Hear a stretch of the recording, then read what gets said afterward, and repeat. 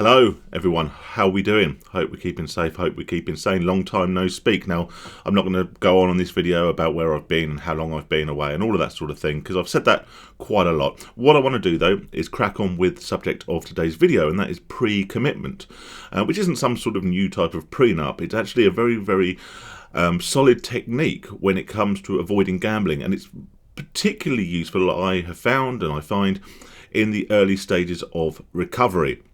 I actually saw someone talk about this, someone far smarter than myself, on a podcast recently, and although they were talking about a different type of addiction, I believe it was alcoholism, I believe the same process and the same strategy can be applied to virtually any addiction, any compulsion, and I think it can very easily be applied to gambling. Now, some of the points in this video I have touched upon previously, but considering, I'm getting new subscribers every day, which is so much appreciated considering how long I've been away, it's quite useful sometimes to go back over these topics, particularly when I think they can be particularly beneficial to those who are struggling with this addiction. It is no coincidence that my head has popped up on your YouTube feed this week, obviously with the Cheltenham Festival being underway. Now, in many respects, I'm quite fortunate. Horse racing has never been my thing. I don't even totally understand all the technical terms that surround the sport, so I'm actually able to be around people talking about racing, watching the racing and that sort of thing, without having any inclination to get involved myself.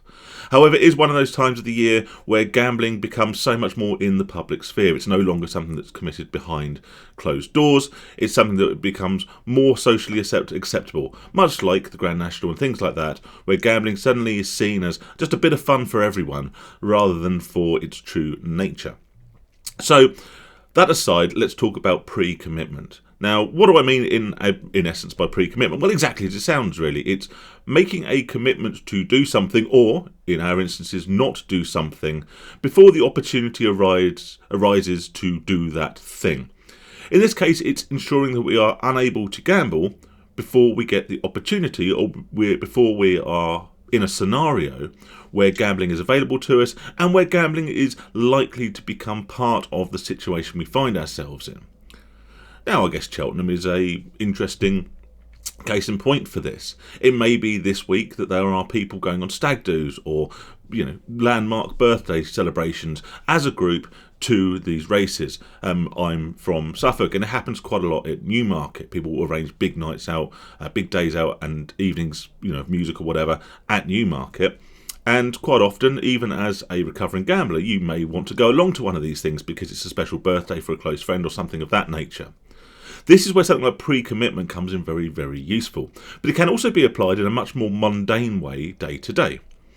Now, anyone who's been with this channel or watched me for any length of time knows that the vast majority of my gambling was done occasionally online, but more often than not in bookmakers or in pubs on the digital fruit machines, or in old school fruit machines, really, back in the day. So pre-commitment for me would be to ensure that when I get to wherever I'm going, be that the town centre for a night out or to my local pub to watch the football, that I would be unable to partake in any gambling once I get there. Now, a very easy way to do this would be to not take any cash with you. Certainly that works in the instance of fruit machines, which, bar a few little things I've seen crop up, stickers on machines and such, seems to still be very much a cash-based thing. There are many other strategies though, and one that I've preached many times is the talking to people. Now, talking to people is always going to be a very useful tool in your recovery, and a recovery of any type. Conversation, openness, honesty is not only a good form of therapy, it also does have the added benefit of having a support network around you, but in this instance, and in this instance of pre-commitment, it has a section of people who are there looking out for, you, basically. So I would say, if you're going to the races, going to Cheltenham or whatever. Now, firstly, if you're in the very early stages of recovery, may I suggest considering very carefully whether that's a good idea. But should it be something that you actually really wish to attend and you're quite happy to do so without gambling, then pre-commitment could be talking to, if not the whole group of people you're going with, at least one or two people who you know are going to be there by your side all day, and telling them about your problem, telling them about your commitment, and that you want to be part of this occasion, but you will not be gambling, and these are the reasons you shall not be gambling on this occasion. By doing that, by limiting the amount of money you take, and by taking other steps such as blocking gambling transactions on your card so you're not able to use the machines at the totes or whatever, can then prevent you from gambling when the scenario arises, particularly useful when alcohol is involved. I found this when I go to my local pub now. I would go with absolutely no intention of gambling, but after a few beers, your inhibitions, or certainly your resolve, drops, and you find yourself in a position where you think, well, quick tenner, quick 20 quid won't hurt. Now, if you don't have cash on you, then that's one obstacle. But you're never far from a cash point, and quite often pubs these days do cash back, or maybe you haven't even have an ATM right there in the pub. So this is when, having spoken to the people in that pub, certainly the people that you drink with regularly, speak to them before the fact, tell them about your problem, tell them that you no longer wish to do this and the reasons behind your abstinence, and therefore you will have extra sets of eyes looking out for you. In many scenarios, people can be unreliable. There is also a certain element of schadenfreude which can creep in, where certain types of people, and they're not always the best people, like to see you fail in your resolve. There goes Phil, doing the same old thing that he's always done. So maybe they won't be there, maybe they won't be looking out for you in a positive way. So make them look out for you in a negative way, make a bet with them. If any of you guys see me gambling when we're at the races, if any of you guys see me play the fruit machine in the pub, I'll buy your beer for the rest of the day, or I'll try and make it a non-wager, but try and make it something where you know that they'll be looking out for you. Not only then do you have the potential embarrassment, the potential shame of failing in your commitment to abstain, you also then have a genuine reason not to want to take on this action, because you will not only look like a failure or someone who is weak-willed, you'll also have to pay a penalty, pay a fine, so to speak. Like I say, trying to avoid making this a gambling thing, obviously, but like I say, people can be unreliable, so if you put something in it for them, so they have a genuine reason to pick you up on your actions, you are much, much more likely to stick to it. Like I said, there are many other types of pre-commitment. Not carrying cash, not carrying cards. If you do carry cards, make sure the debit card or whatever card you've got on you does not allow for gambling transactions.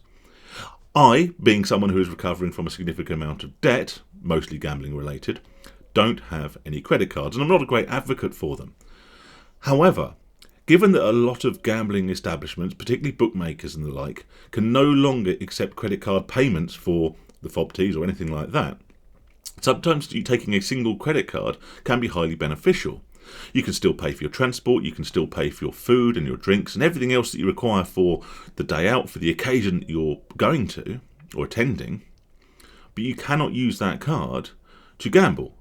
So you can go with that clear conscience. And that brings on to my final point about pre-commitment. It means that you can enjoy occasions, you can enjoy yourself, you can enjoy your free time substantially more, because you know that you are free from that temptation.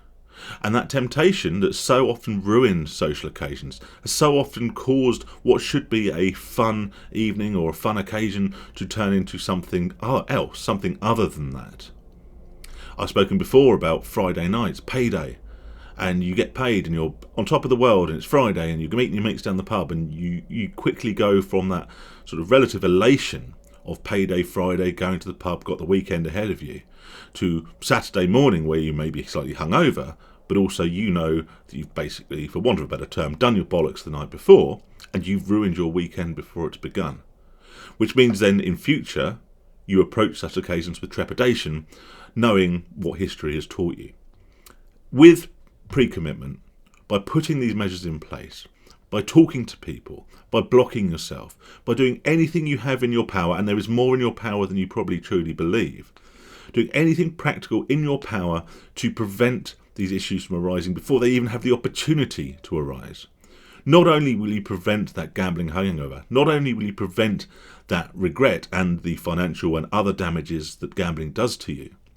And you can also enjoy your nights out. You can enjoy these social occasions with far more freedom, with far more stability and far more peace of mind than you ever could before. Stay safe, stay sane, wishing you all the best, and I hope to see you all again soon. Take care.